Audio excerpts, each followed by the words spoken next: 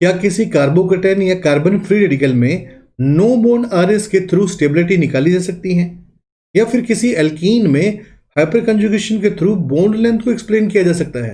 Welcome to Hello Organic. मैं अनुराग जोशी और इस टाइटल वीडियो को इस तरह से डिजाइन किया गया है ताकि आप इस टॉपिक को बेसिक से एडवांस लेवल तक सीख सकते हो या फिर मेरे साथ रिवाइज कर सकते हो। तो जुड़े रहिएगा इस वीडियो में मेरे साथ। मिलते हैं एक छोटे से इंट्रो के बाद।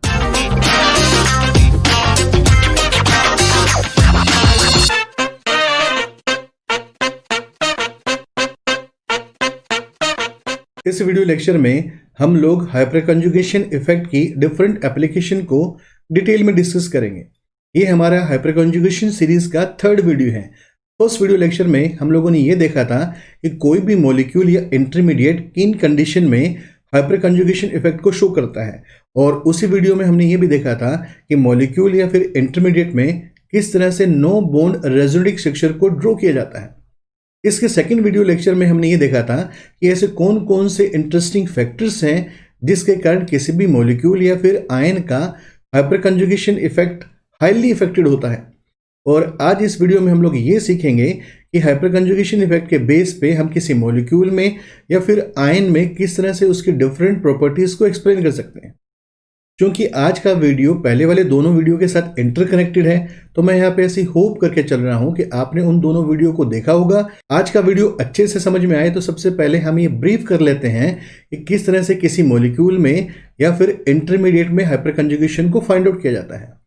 प्रीवियस वीडियो लेक्चर में हमने कुछ सिस्टम देखे थे जिसमें हाइपर कंजुगेशन इफेक्ट पॉसिबल हो सकता है, और इस सिस्टम में हमने कुछ मॉलिक्यूल और इंटरमीडिएट देखे थे जो स्पेसिफिक कंडीशन को फुलफिल करने पे हाइपर कंजुगेशन इफेक्ट को शो कर सकते हैं। अगर इन स्पेसिफिक कंडीशन की बात करें तो हमको 3 तरह की कंडीशन को फुलफिल करना है जिसके बेस पे ये सिस्टम हाइपर कंजुगेशन इफेक्ट को शो कर सकते हैं। तो सबसे पहले नंबर पे कंडीशन है हमको अल्फा कार्बन को फाइंड आउट करना है, और नंबर सेकेंड कंडीशन है कि अल्फा कार्बन जो है मस्ट बी sp3 हाइब्रिडाइज, यानी उसका हाइब्रिडाइजेशन जो है वो sp3 होना चाहिए। और तीसरी कंडीशन ये है कि उस अल्फा कार्बन पर कम से कम एक हाइड्रोजन या फिर उसका कोई आइसोटोप प्रेजेंट होना चाहिए। अब बात करते हैं इन सिस्टम में कंडीशन को किस तरह से मैच करते हैं। तो सबसे पहले हम बात करते हैं एल्कीन की। एल्कीन में कार्बन डबल बॉन्ड कार्बन के रिस्पेक्ट में जो भी कार्बन इसके साथ डायरेक्ट जुड़ा होगा वो इसका अल्फा कार्बन बनेगा। जैसे इस वक्त इस एल्कीन में ये कार्बन जो है इस कार्बन डबल बॉन्ड कार्बन के साथ डायरेक्ट जुड़ा हुआ है, यानी ये हमारे पास बन जाएगा अल्फा कार्बन। इसकी पहली कंडीशन फुलफिल हो गई। क्योंकि यहाँ का जो अल्फा कार्बन है वो सिंगल बॉन्डेड है, यानी ये sp3 हाइब्रिडाइज है, ये इसकी सेकेंड कंडीशन फुलफिल हो गई। और इस अल्फा कार्बन पर कम से कम एक हाइड्रोजन या फिर उसका कोई आइसोटोप प्रेजेंट है, तो ये इसकी तीसरी कंडीशन है। चूंकि यहाँ पे 3 हाइड्रोजन प्रेजेंट है इसलिए हम कह सकते हैं कि इस एल्कीन ने हाइपर कंजुगेशन की तीनों कंडीशन को फुलफिल कर दिया है। अब ये एल्कीन अपना हाइपर कंजुगेशन इफेक्ट शो कर सकती है। इस अल्फा कार्बन पे प्रेजेंट हाइड्रोजन को हम अल्फा हाइड्रोजन कहते हैं। अगर यहाँ पे ड्यूटेरियम प्रेजेंट हुआ तो इसको हम अल्फा डी यानी अल्फा ड्यूटेरियम कह सकते हैं। जिस तरह से हम एल्कीन में हाइपर कंजुगेशन को चेक करते हैं बिल्कुल इसी तरह से हम एल्काइन में चेक कर सकते हैं। बस करना क्या है, यहाँ पे हमने कार्बन डबल बॉन्ड कार्बन को कंसिडर किया था, यहाँ पे हम कार्बन ट्रिपल बॉन्ड कार्बन को कंसिडर कर लेंगे।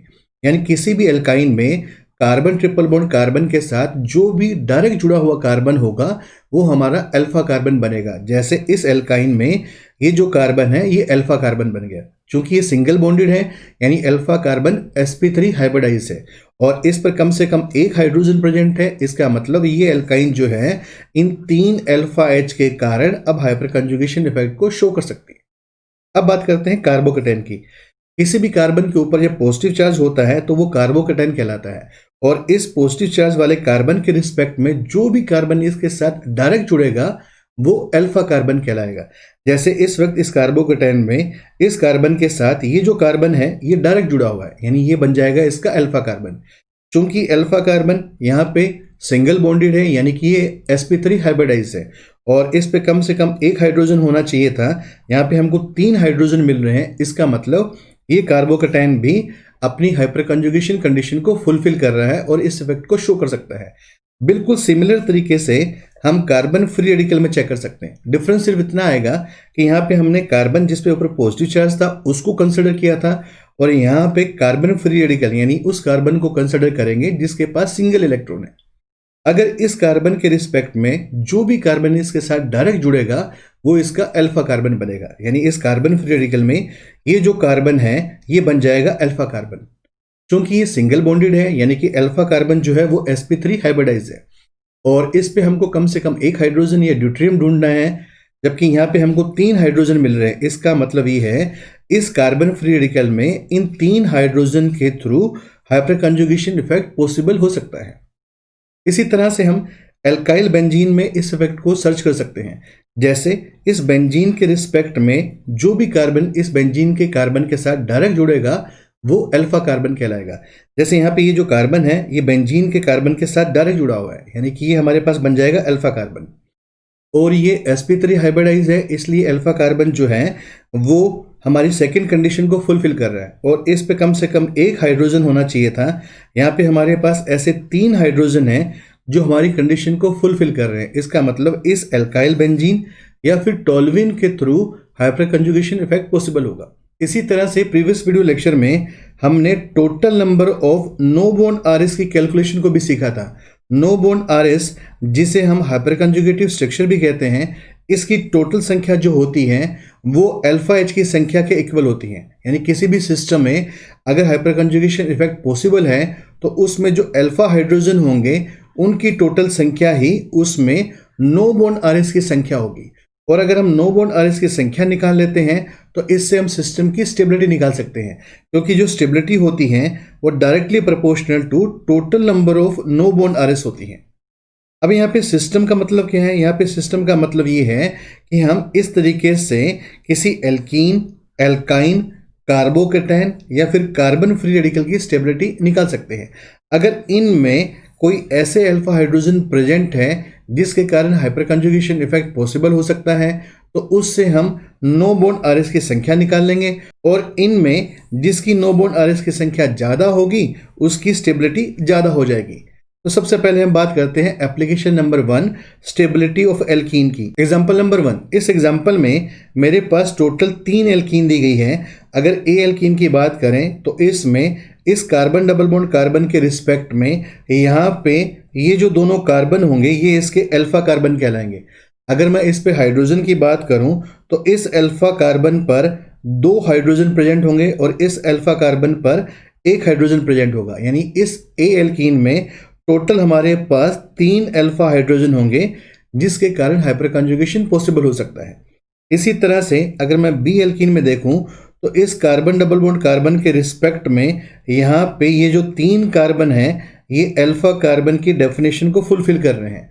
और अगर इस पे हाइड्रोजन की बात करें तो इस अल्फा कार्बन पे 2 हाइड्रोजन होंगे, इस अल्फा कार्बन पे 3 हाइड्रोजन है और इस अल्फा कार्बन पे 1 हाइड्रोजन है। इसका मतलब ये हुआ इसके पास टोटल 6 अल्फा हाइड्रोजन प्रेजेंट है जो हमारी कंडीशन को फुलफिल कर रहे हैं। इसी तरह एल्कीन सी में इस कार्बन डबल बॉन्ड कार्बन के रिस्पेक्ट में ये जो 4 कार्बन है ये इसके अल्फा कार्बन बनेंगे।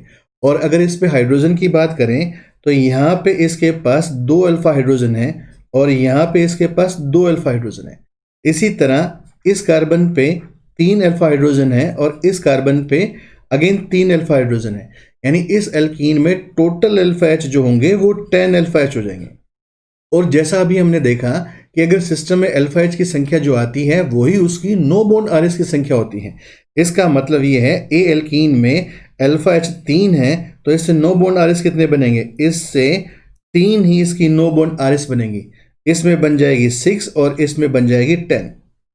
और किसी भी सिस्टम में नो बॉन्ड आरएस की संख्या जितनी ज़्यादा होगी उसकी स्टेबिलिटी सबसे ज़्यादा होगी। इसका मतलब ये है इसमें सबसे ज़्यादा स्टेबल सी एल्कीन होगी क्योंकि इसमें 10 नो बॉन्ड आरएस बन रही हैं, और सबसे लिस्ट इसमें ए होगी जिसमें केवल 3 नो बॉन्ड आरएस बन रही हैं। एग्जाम्पल नंबर 2, इस एग्जाम्पल में जो हमारे फर्स्ट एल्कीन दी गई है इसमें इस कार्बन डबल बॉन्ड कार्बन के रिस्पेक्ट में हमारे पास टोटल 3 अल्फा कार्बन प्रेजेंट है।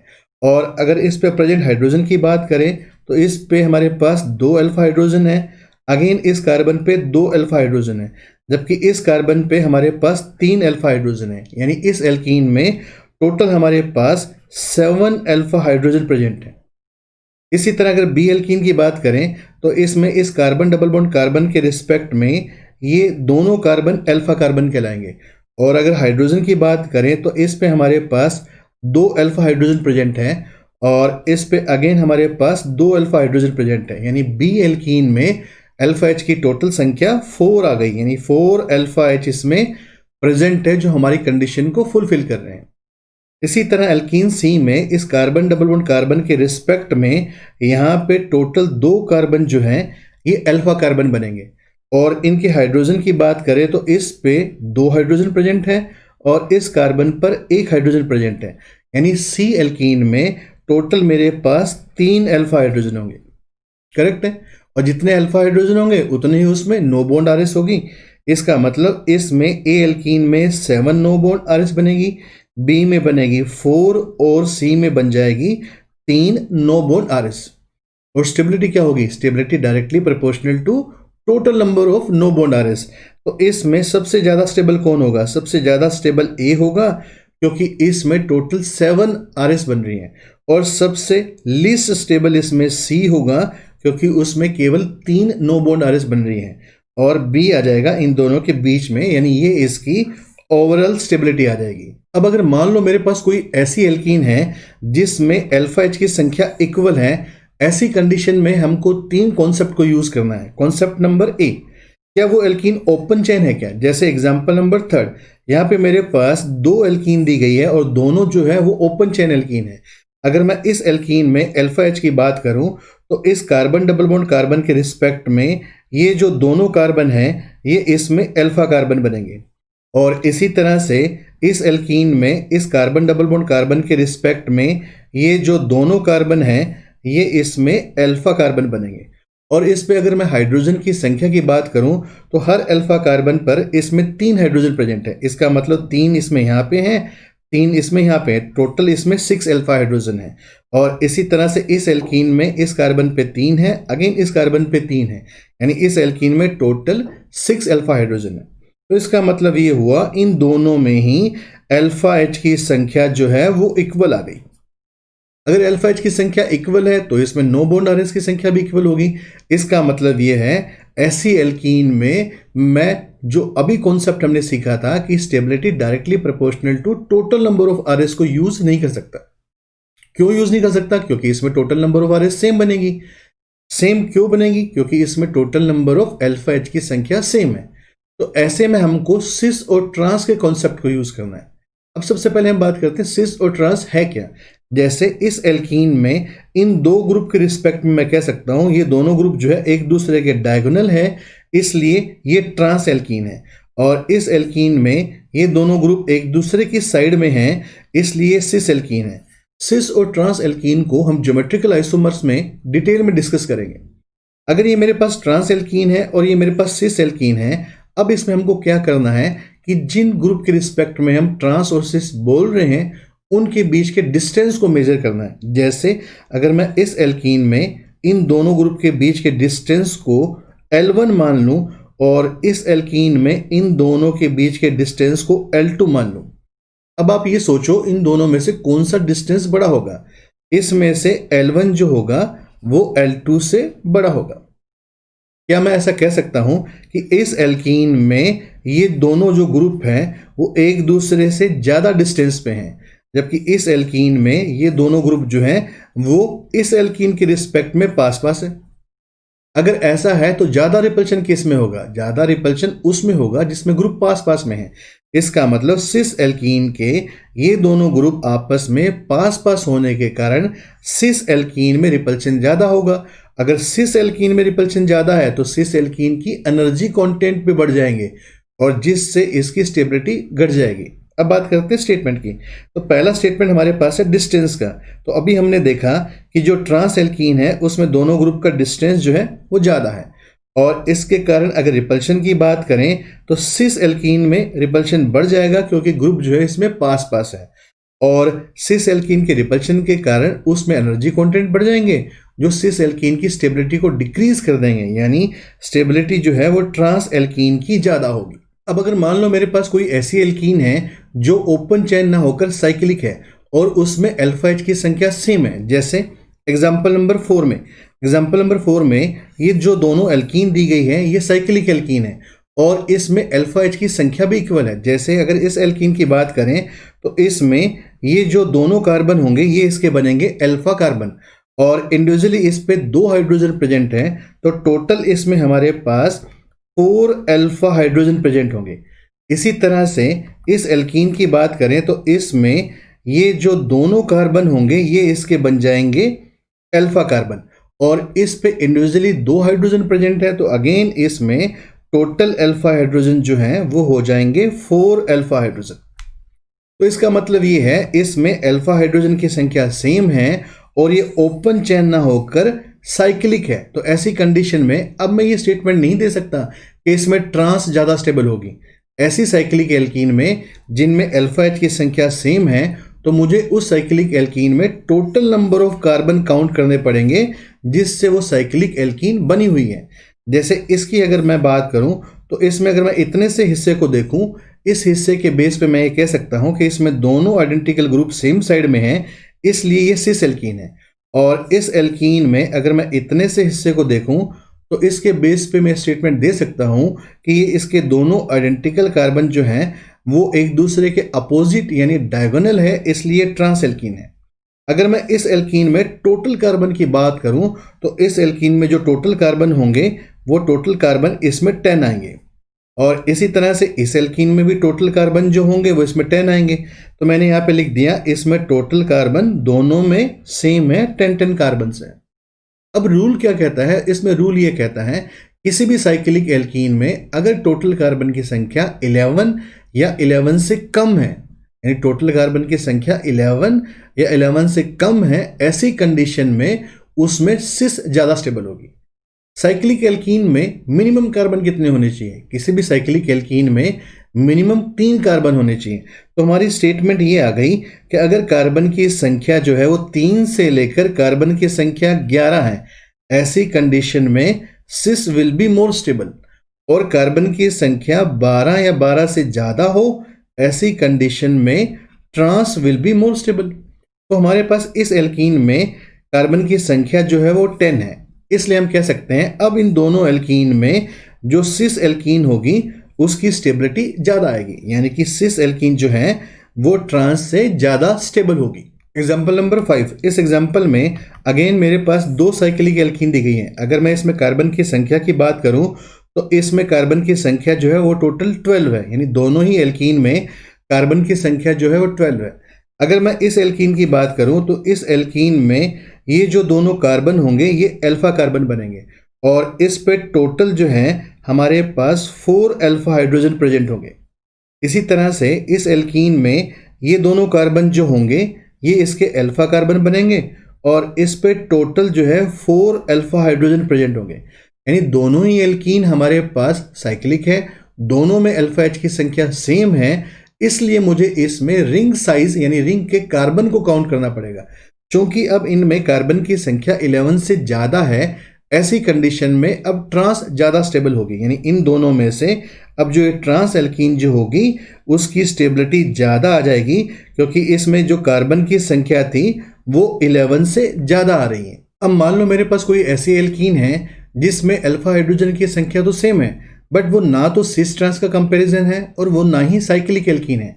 जैसे एग्जाम्पल नंबर 6, यहाँ पे मेरे पास 2 एल्कीन दी गई हैं। अगर मैं ए एल्कीन की बात करूँ तो इसमें ये दोनों कार्बन जो होंगे ये इसके अल्फा कार्बन बनेंगे, क्योंकि इस पे इंडिविजुअली 3 हाइड्रोजन प्रेजेंट हैं, यानी ए एल्कीन में टोटल अल्फा हाइड्रोजन जो होंगे इसमें 6 अल्फा हाइड्रोजन होंगे। इसी तरह बी एल्कीन में यहाँ पे ये दोनों जो कार्बन होंगे ये अल्फा कार्बन बनेंगे और इंडिविजुअली इस पे 3 हाइड्रोजन प्रेजेंट हैं, यानी अगेन बी में हमारे पास अल्फा हाइड्रोजन जो होंगे वो 6 आ जाएंगे। अब खास बात आपने क्या देखी, खास बात ये देखी कि इन दोनों एल्कीन में अल्फा एच की संख्या तो सेम है, बट ये सिस ट्रांस का कंपैरिजन नहीं है। हालांकि ये ट्रांस है बट ये सिस नहीं है। हमेशा ओपन चेन में आप सिस ट्रांस का एक साथ कंपैरिजन कर सकते हो। दूसरा, ये साइक्लिक एल्कीन भी नहीं है। ऐसी कंडीशन में अभी जो दो कॉन्सेप्ट हमने सीखे थे उनको इसमें हम यूज नहीं कर सकते। तब हम फिर क्या करेंगे, इनकी स्टेबिलिटी निकालने के लिए अब मुझे इनका हाइपर कंजुगेशन इफेक्ट ड्रॉ करना पड़ेगा, और हाइपर कंजुगेशन इफेक्ट ड्रॉ करके मुझे नो बॉन्ड आरएस की स्टेबिलिटी चेक करनी पड़ेगी, जिसको हम प्रीवियस वीडियोस में अच्छे से समझ चुके हैं। अब मान लो मेरे पास ए एल्कीन है जिसमें मैं हाइपर कंजुगेशन ड्रॉ करना चाहता हूं, तो टोटल मेरे पास 6 अल्फा एच की चॉइस है, जिसमें से किसी को भी यूज करके मैं हाइपर कंजुगेशन ड्रॉ कर सकता हूं। जैसे इस कार्बन के एक हाइड्रोजन को मैं इस तरह से लिख लेता हूं।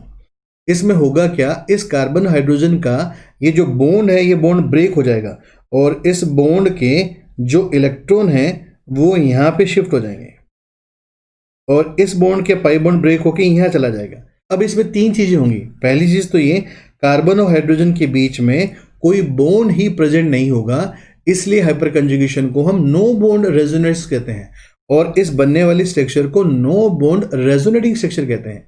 दूसरी खास बात ये होगी, इन दोनों कार्बन के बीच में डबल बॉन्ड बन जाएगा, और तीसरी खास बात ये होगी, इनके बीच में सिंगल बॉन्ड बनेगा और इस कार्बन पे आ जाएगा नेगेटिव चार्ज।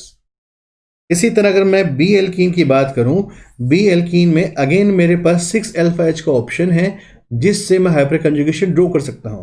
तो इसके लिए मैं इस कार्बन के एच को इस तरह से लिख लेता हूं। तो इसमें भी सेम उसी तरह से ड्रॉ करेंगे कि इसका कार्बन हाइड्रोजन बॉन्ड ब्रेक होकर इधर चला जाएगा और पाई बॉन्ड के इलेक्ट्रॉन शिफ्ट हो जाएंगे इस कार्बन पे।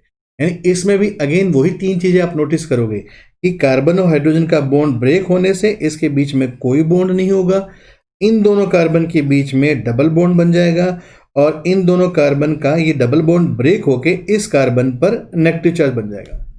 यानी दोनों की नो बॉन्ड आरएस से मुझे ये चीज समझ में आ गई कि इसमें कार्बन के ऊपर नेगेटिव चार्ज आएगा, यानी हमेशा हाइपर कंजुगेशन स्ट्रक्चर में एल्कीन के थ्रू जो बनेगी कार्बोनाइन की फॉर्मेशन होगी।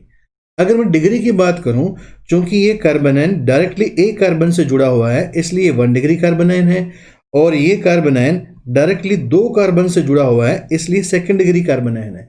और इंडक्टिव इफेक्ट में हमने देखा था कि जो 1 डिग्री कार्बोनाइन होता है इसकी स्टेबिलिटी ज्यादा होती है। इसका मतलब ये है जो ए एल्कीन है उसका नो बॉन्ड आरएस 1 डिग्री कार्बोनाइन का बन रहा है, जिसकी स्टेबिलिटी ज्यादा है। इसलिए मैं कह सकता हूं कि इन दोनों में से अब जो स्टेबिलिटी आएगी वो ए एल्कीन की ज्यादा आएगी, क्योंकि 1 डिग्री कार्बोनाइन की स्टेबिलिटी ज्यादा है। Application number 2, stability of carbocation. अब यहाँ पे एग्जांपल नंबर 7 में मेरे पास 3 तरह के कार्बोकेटाइन दिए गए हैं। अगर मैं ए कार्बोकेटाइन की बात करूं तो इसमें ये कार्बन जो होगा अल्फा कार्बन होगा, और यहाँ पे एक हाइड्रोजन प्रेजेंट होगा, यानी इसमें 1 अल्फा एच का हाइपर कंजुगेशन प्रेजेंट होगा। इसी तरह बी कार्बोकेटाइन में ये जो 3 कार्बन होंगे ये इसके अल्फा कार्बन बनेंगे, और इसमें टोटल जो है वो 7 अल्फा हाइड्रोजन प्रेजेंट होंगे। इसी तरह जो सी कार्बोकेटाइन है उसमें ये दोनों कार्बन जो हैं वो अल्फा कार्बन बनेंगे, और इसमें टोटल 3 अल्फा हाइड्रोजन का हाइपर कंजुगेशन इफेक्ट प्रेजेंट होगा। अगर मैं इसमें नो बॉन्ड आरएस की संख्या की बात करूं तो वो कितनी बनेगी, वो हमेशा उतनी ही बनेगी जितने अल्फा एच है। यानी इसमें एक अल्फा एच के कारण नो बॉन्ड आरएस 1 बनेगी, इसमें बन जाएगी 7 और इसमें बन जाएगी 3। जिस कार्बोकेटाइन में जितनी ज्यादा नो बॉन्ड आरएस होंगी वो उतना ज्यादा स्टेबल होगा, इसलिए बी कार्बोकेटाइन में 7 नो बॉन्ड आरएस बनने के कारण सबसे ज्यादा स्टेबल जो होगा इसमें बी होगा, और जो इसमें ए कार्बोकेटाइन है उसमें केवल एक नो बॉन्ड आरएस बनने के कारण सबसे लीस्ट स्टेबल जो होगा वो इसमें ए होगा। यानी इसका अब जो ओवरऑल ऑर्डर आएगा उसके बेस पे मैं ये कह सकता हूं कि इसमें बी मोस्ट स्टेबल है, देन सी होगा, और A will be the least stable. Example number 8, यहाँ पे मेरे पास 2 तरह के बेंजाइल कार्बोकेटाइन दिए गए हैं, और प्रीवियस वीडियो लेक्चर में हमने ये देखा था कि जो पॉजिटिव चार्ज होता है वो बेंजीन में दोनों ऑर्थो पोजीशन के साथ साथ पैरा पोजीशन पे माइग्रेट करता है। इसी तरह से इस कार्बोकेटाइन में भी होगा कि पॉजिटिव चार्ज 2 ऑर्थो पोजीशन के साथ साथ एक पैरा पोजीशन पे माइग्रेट करेगा। अब यहाँ पे सबसे इंपॉर्टेंट चीज ये देखो कि इन दोनों में से कहाँ पे अल्फा हाइड्रोजन प्रेजेंट है या किस कार्बोकेटाइन में हाइपर कंजुगेशन इफेक्ट लगेगा। अब जैसे ही इस कार्बोकेटाइन में पॉजिटिव चार्ज इस कार्बन पे आया होगा, अब इस कार्बन के रिस्पेक्ट में ये अल्काइल ग्रुप जो होगा इसको चेक करके हमको ये देखना है हाइपर कंजुगेशन प्रेजेंट है या एब्सेंट है। इसी तरह जब पॉजिटिव चार्ज इसमें इस कार्बन पे आएगा, इस अल्काइल ग्रुप को देख के हमको ये बताना है कि इसमें हाइपर कंजुगेशन प्रेजेंट है या एब्सेंट है। अगर मैं इस अल्काइल ग्रुप को देखूं तो इस कार्बोकेटाइन के रिस्पेक्ट में ये जो कार्बन होगा ये मेरे पास बन जाएगा इसमें अल्फा कार्बन, और इसी तरह से इसमें ये कार्बन जो होगा वो बनेगा अल्फा कार्बन। अब अल्फा कार्बन मिलने के बाद इसका sp3 होना जरूरी था, तो दोनों ही कंडीशन में ये कार्बन जो है sp3 हाइब्रिडाइज है, यानी हमने दो कंडीशन फुलफिल कर ली। तीसरी कंडीशन क्या थी? अल्फा कार्बन पे कम से कम एक हाइड्रोजन या उसका आइसोटोप डायरेक्ट जुड़ा हुआ होना चाहिए। तो इस कार्बन पे 3 हाइड्रोजन प्रेजेंट हैं, यानी कि इसमें मैं ऐसा कह सकता हूं कि टोटल 3 अल्फा हाइड्रोजन का हाइपर कंजुगेशन प्रेजेंट है। बट क्या बी कार्बोकेटाइन में ऐसा हो सकता है? बी कार्बोकेटाइन में हाइपर कंजुगेशन प्रेजेंट नहीं है, कारण अल्फा कार्बन तो इसमें है, अल्फा कार्बन sp3 भी है, बट इसके साथ डायरेक्टली हाइड्रोजन जुड़ा हुआ नहीं है। ये जो हाइड्रोजन है ये हाइड्रोजन तो इन कार्बन के हैं, इसलिए अब मैं कह सकता हूं बी कार्बोकेटाइन में अल्फा कार्बन तो है बट इसके पास खुद का हाइड्रोजन नहीं है, इसलिए अब इसमें हाइपर कंजुगेशन पॉसिबल नहीं हो सकता, यानी इसमें अल्फा एच की संख्या जो है वो 0 आ गई। यह तो करेक्ट है, यानी कि अगर मैं प्लस एच के रिस्पेक्ट में स्टेटमेंट दूं तो ए में प्लस एच इफेक्ट प्रेजेंट होगा, बी में ये इफेक्ट एब्सेंट होगा। अगर मैं इंडक्टिव इफेक्ट की बात करूं तो कोई भी कार्बन की चेन या अल्काइल ग्रुप जो होता है उससे प्लस आई पॉसिबल हो सकता है, यानी कि इसमें मिथाइल से प्लस आई पॉसिबल हो सकता है और इसमें टर्शरी ब्यूटाइल से प्लस आई पॉसिबल हो सकता है। तो अपन ने स्टेटमेंट दे दी कि प्लस आई जो है वो दोनों में पॉसिबल है। और इंडक्टिव इफेक्ट में हमने एक चीज और देखी थी कि जिसमें कार्बन की संख्या जितनी ज्यादा होती है उसका प्लस आई उतना ज्यादा होता है। इसमें मेरे पास एक कार्बन है, इसमें 4 कार्बन है, यानी कि इसका जो प्लस आई जो होगा वो ज्यादा डोमिनेंट होगा। अब बात करते हैं इसकी स्टेबिलिटी की। चूंकि प्लस एच और प्लस आई दोनों ही कार्बोकेटाइन की हेल्प करते हैं, उसकी स्टेबिलिटी इंक्रीज करते हैं। अगर मैं सिर्फ प्लस आई के बेस पे बात करूं तो बी कार्बोकेटाइन में प्लस आई ज्यादा होने के कारण B will be more stable. अगर मैं प्लस एच की बात करूं तो प्लस एच जो है वो केवल ए में प्रेजेंट है, तो ए विल बी मोर स्टेबल। तो दोनों में से किसकी बात सुने? दोनों में हमको ये देखना है कि डोमिनेंट इफेक्ट कौन सा है। प्रीवियस वीडियो लेक्चर में हमने देखा है कि जो हाइपर कंजुगेटिव इफेक्ट होता है वो इंडक्टिव इफेक्ट पे डोमिनेंट होता है, यानी कि जो प्लस एच के थ्रू आंसर आ रहा है वही आंसर हमारा फाइनल आंसर होगा।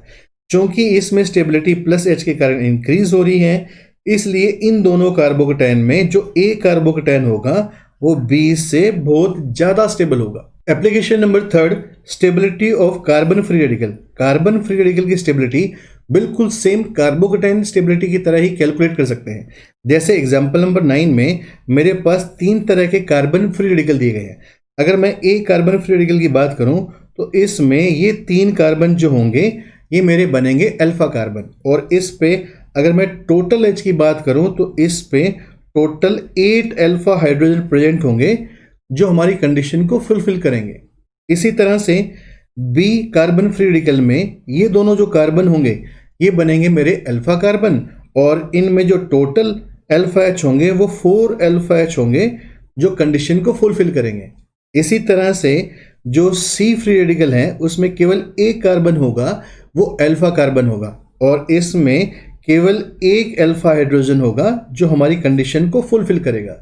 और नो बॉन्ड आरएस की संख्या कितनी आएगी? नो बॉन्ड आरएस की संख्या हमेशा उतनी ही आएगी जितना उसमें अल्फा एच है, यानी इसमें 8 नो बॉन्ड आरएस बनेंगी, इसमें 4 बनेंगी और इसमें 1 बनेगी। और कार्बन फ्री रेडिकल में स्टेबिलिटी कैसे निकालेंगे? कार्बन फ्री रेडिकल की stability directly proportional to total number of no bond RS. चूंकि ए कार्बन फ्री रेडिकल में सबसे ज्यादा नो बॉन्ड आरएस बन रही है, इसलिए इसमें ए जो कार्बन फ्री रेडिकल होगा वो सबसे ज्यादा मोस्ट स्टेबल होगा। और इसी तरह से जो सी कार्बन फ्री रेडिकल है उसमें सबसे कम नो बॉन्ड आरएस बन रही है, इसलिए इन तीनों में जो सी होगा वो सबसे ज्यादा लीस्ट स्टेबल होगा, यानी ओवरऑल ऑर्डर इसका ये आ जाएगा। एप्लीकेशन नंबर 4, इस इफेक्ट की हेल्प से हम बेंजीन में इलेक्ट्रॉन डेंसिटी को भी कैलकुलेट कर सकते हैं। जब हमने प्रीवियस वीडियो में एल्काइल बेंजीन का हाइपर कंजुगेशन इफेक्ट ड्रॉ करा था, उसमें हमने क्या किया था कि कार्बन हाइड्रोजन बॉन्ड को इस तरह से ब्रेक किया था जिससे ये जो पाई बॉन्ड था वो ब्रेक होके यहाँ चला गया था, यानी कि इन दोनों कार्बन के बीच में डबल बॉन्ड की फॉर्मेशन हो गई थी, जबकि कार्बन और हाइड्रोजन के बीच में कोई भी बॉन्ड प्रेजेंट नहीं था और ये पाई बॉन्ड ब्रेक होने से जो इलेक्ट्रॉन थे वो यहाँ शिफ्ट हो गए थे। अब ये जो नेगेटिव चार्ज है वो बेंजीन के बाकी हिस्से के साथ कंजुगेशन में है, क्योंकि इसमें सिंगल डबल का पैटर्न है, यानी कि अब ये नेगेटिव चार्ज कहाँ जाएगा, ये नेगेटिव चार्ज यहाँ पैरा पे आ जाएगा और बाद में फिर यहाँ पे ऑर्थो पे आ जाएगा। मैं इसकी बाकी के आरएस स्किप कर रहा हूँ और मैं ऐसी होप कर रहा हूँ कि आप इससे बाकी के आरएस इजिली ड्रॉ कर पाओगे। तो इससे मुझे एक चीज समझ में आ गई कि बेंजीन में जो नेगेटिव चार्ज होता है वो 3 जगह पे आता है, 2 जगह वो ऑर्थो पे आता है और 1 जगह पैरा पे आता है। अब मैं क्या ये स्टेटमेंट दे सकता हूं कि अगर कोई alkyl benzene hyper conjugation effect show करता है तो वो नेगेटिव चार्ज को ऑर्थो और पैरा पोजीशन पे मूव करता है और इस कारण से इलेक्ट्रॉन डेंसिटी जो होती है वो उसकी ऑर्थो पे और पैरा पोजीशन पर इंक्रीज हो जाती है। यहां तक करेक्ट है। अगर मैं स्टेटमेंट की बात करूं तो अब मैं ये स्टेटमेंट दे सकता हूं कि बेंजीन में electron density directly proportional to total number of no bond RS या फिर total number of alpha H. अब इसके बेस पे मैं किसी भी एल्काइल बेंजीन में उसकी इलेक्ट्रॉन डेंसिटी निकाल सकता हूं। एग्जांपल नंबर 10, इस एग्जांपल में मेरे पास 3 तरह की एल्काइल बेंजीन दी गई है। अगर मैं इसके रिस्पेक्ट में बात करूं कि इनमें अल्फा कार्बन कौन सा होगा, तो इसमें ये वाला अल्फा कार्बन होगा, इसमें ये वाला अल्फा कार्बन बनेगा और इसमें अल्फा कार्बन ये बनेगा। यह तो करेक्ट है। इसमें मेरे पास अल्फा कार्बन पे 3 अल्फा हाइड्रोजन होंगे, इस पे केवल 1 अल्फा हाइड्रोजन होगा और इस पे 0 अल्फा हाइड्रोजन होंगे, यानी कि इसमें अल्फा कार्बन तो प्रेजेंट था बट इसके ऊपर डायरेक्टली हाइड्रोजन ना जुड़ा होने के कारण इसमें अल्फा हाइड्रोजन की संख्या 0 आ जाएगी। नो बॉन्ड आरएस कितने बनेंगे, इसमें नो बॉन्ड आरएस 3 बनेंगे, इसमें 1 बनेगा, इसमें नो बॉन्ड आरएस बनेगा ही नहीं, यानी कि इसमें अल्फा एच एब्सेंट है, यानी कि plus H effect hyper conjugation absent है। तो इलेक्ट्रॉन की डेंसिटी किस में ज्यादा होगी, इलेक्ट्रॉन की डेंसिटी ज्यादा होगी जिसमें ज्यादा नो बॉन्ड आरएस बनेंगे। तो सबसे ज्यादा इसमें ए में 3 नो बॉन्ड आरएस बनने के कारण सबसे ज्यादा इलेक्ट्रॉन डेंसिटी ए में आएगी, फिर इसमें आ जाएगी बी में और सबसे लिस्ट इलेक्ट्रॉन डेंसिटी आएगी इसमें सी में। एप्लीकेशन नंबर 5, इस इफेक्ट की हेल्प से किसी भी एल्कीन के बॉन्ड को आपस में कंपेयर किया जा सकता है।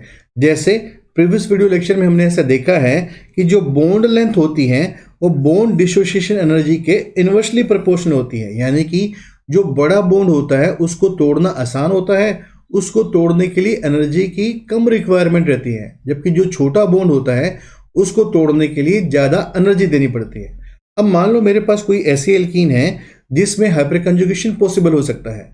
अगर इस एल्कीन में हाइपर कंजुगेशन पॉसिबल है तो इस एल्कीन को 3 कंडीशन को फुलफिल करना होगा। पहली कंडीशन क्या थी कि इसमें कार्बन डबल बॉन्ड कार्बन के रिस्पेक्ट में जो डायरेक्ट जुड़ा हुआ कार्बन है वो अल्फा कार्बन कहलाएगा, यानी इस एल्कीन में मेरे पास 1 अल्फा कार्बन है।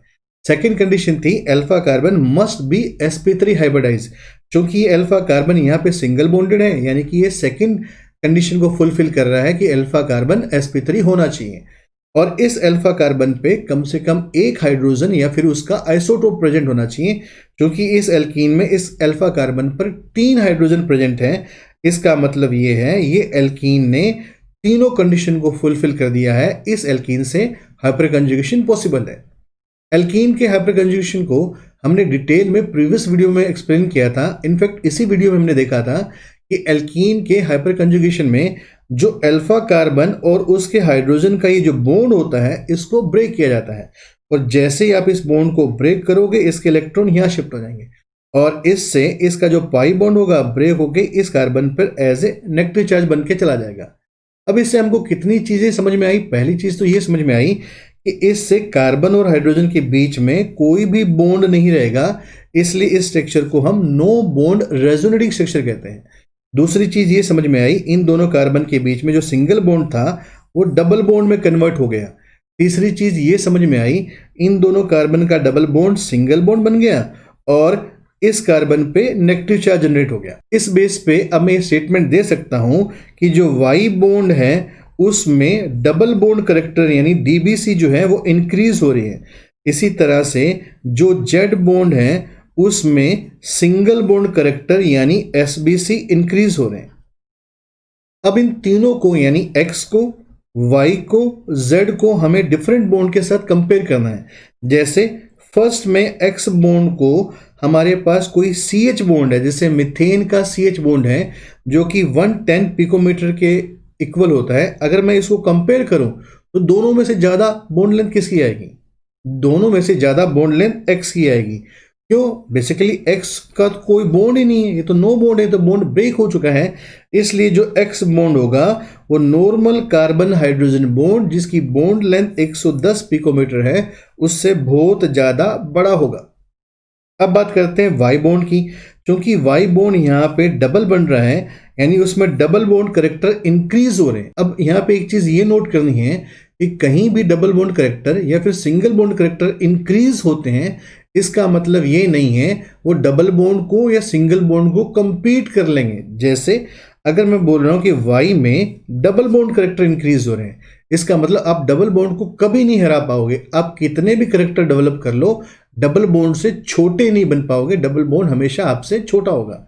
तो वाई बॉन्ड का अगर मैं किसी भी एल्कीन के डबल बॉन्ड जैसे एथीन के कार्बन डबल बॉन्ड कार्बन के साथ कंपेयर करूं जिसकी बॉन्ड लेंथ 134 पिकोमीटर है, तो कौन बड़ा होगा? इसमें से जो वाई बॉन्ड होगा वो बड़ा होगा। यानी कि कितने भी करेक्टर डेवलप कर ले ये परफेक्ट डबल बॉन्ड नहीं बन सकता, तो वाई की बॉन्ड लेंथ जो है वो ज्यादा आएगी। यहां तक करेक्ट है। अब बात करते हैं हम जेड बॉन्ड की।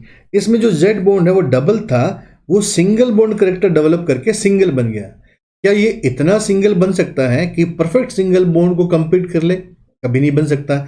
इसका मतलब ये है अगर मैं परफेक्ट सिंगल बॉन्ड जैसे कार्बन कार्बन के बीच सिंगल बॉन्ड की बॉन्ड लेंथ 154 पिकोमीटर है, अगर मैं इसको Z के साथ कंपेयर करूं तो हमेशा सिंगल बॉन्ड जो होगा, जो परफेक्ट सिंगल बॉन्ड है वो बड़ा होगा। अब इस पूरे कॉन्सेप्ट को हम समराइज करते हैं। यहाँ पे मेरे पास एक एल्कीन है जिसमें इस बॉन्ड को हमने अभी Y माना था और इस बॉन्ड को हमने Z माना था, और जो Y बॉन्ड है वो डबल बॉन्ड बन रहा था यानी उसमें डबल बॉन्ड करेक्टर इंक्रीज हो रहे थे, और जो Z बॉन्ड था उसमें सिंगल बॉन्ड बन रहा था यानी उसमें सिंगल बॉन्ड करेक्टर इंक्रीज हो रहे थे। तो यहाँ पे हमने दो तरह के रिलेशन को लिखा है। पहला रिलेशन ये है कि number of alpha H inversely proportional to bond length of Y. इसका मतलब क्या है? इसका मतलब ये है अगर अल्फा एच की संख्या जितनी ज्यादा होगी उतना ज्यादा ये वाई जो है डबल बनेगा यानी इसकी बॉन्ड लेंथ जो है कम होती जाएगी। और दूसरा स्टेटमेंट ये है number of alpha H directly proportional to bond length of Z. इसका मतलब ये है अल्फा एच की संख्या जितनी ज्यादा होगी उतना जेड बॉन्ड जो है सिंगल बॉन्ड बनेगा यानी उसकी बॉन्ड लेंथ जो है इंक्रीज हो जाएगी। अब इस कॉन्सेप्ट को एग्जांपल नंबर 11 से बहुत आसानी से समझ सकते हैं। यहाँ पे मेरे पास दो तरह की एल्कीन दी गई है जिसमें इस बॉन्ड को X माना है जबकि यहाँ के बॉन्ड को हमने X डैश मान लिया है। इस बॉन्ड को Y माना है जबकि इस बॉन्ड को हमने Y डैश मान लिया है। तो हमको X डैश और X को कंपेयर करना है, इसी तरह Y और Y डैश को कंपेयर करना है। तो इसके लिए एक छोटी ट्रिक हम यूज करते हैं कि कभी भी अगर हमारे पास एल्कीन के बॉन्ड को कंपेयर करना है तो बस हमको एक चीज ये ध्यान रखनी है कि कौन से बॉन्ड में कौन से करेक्टर डेवलप हो रहे हैं। जैसे अभी हमने देखा कि जो इसमें X बॉन्ड था या X डैश बॉन्ड था इसमें डबल बॉन्ड करेक्टर डेवलप होने वाले हैं या इंक्रीज होने वाले हैं, ठीक है। इसी तरह से Y बॉन्ड में और Y डैश बॉन्ड में सिंगल बॉन्ड करेक्टर इंक्रीज होने वाले हैं। यहां तक करेक्ट है। अब ट्रिक देखो, मान लो मेरे पास किसी एल्कीन के इन बॉन्ड को कंपेयर करना है तो उस एल्कीन में जितने भी अल्फा एच हो उनको मिनट मान लो, ठीक है। मैंने क्या कहा, अगर एल्कीन में डबल बॉन्ड को कंपेयर करना है तो उस एल्कीन में जितने भी अल्फा एच हो जिनसे हाइपरकंजुगेशन पॉसिबल हो उनको मिनट मान लो। जैसे इस एल्कीन में ये 3 हाइड्रोजन जो है अल्फा हाइड्रोजन है हमारी कंडीशन को फुलफिल कर रहे हैं यानी मैंने इनको मान लिया 3 मिनट, ठीक है। इस एल्कीन में ये बनेगा अल्फा कार्बन और इसका ये H बनेगा अल्फा हाइड्रोजन। यानी इसमें मेरे पास एक अल्फा हाइड्रोजन है, इसमें मेरे पास 3 अल्फा हाइड्रोजन है। करेक्ट है। अब दोबारा सुनो, यहाँ पे 3 अल्फा हाइड्रोजन है, मैंने मान लिया इसमें जो भी इफेक्ट लगेगा वो 3 मिनट तक लगेगा। इसमें एक अल्फा हाइड्रोजन है तो मैंने मान लिया इसमें 1 मिनट तक इफेक्ट लगेगा। अब सोचो अगर इसमें 3 मिनट तक इफेक्ट लगेगा तो ये बॉन्ड आपको 3 मिनट तक डबल दिखेगा, हाँ या ना। इसमें ये बॉन्ड आपको 1 मिनट तक डबल दिखेगा। तो ज्यादा देर तक डबल कौन दिखा? ज्यादा देर तक आपको एक्स डबल दिखा, यानी कि एक्स डैश बॉन्ड जो होगा वो बड़ा होगा। ठीक है। अब देखो अगर मैं बोलूं कि ये इसमें प्रोसेस 3 मिनट तक चल रहा है तो वाई बॉन्ड 3 मिनट तक सिंगल बनेगा, हाँ या ना। और इसमें वाई डैश बॉन्ड 1 मिनट तक सिंगल बनेगा।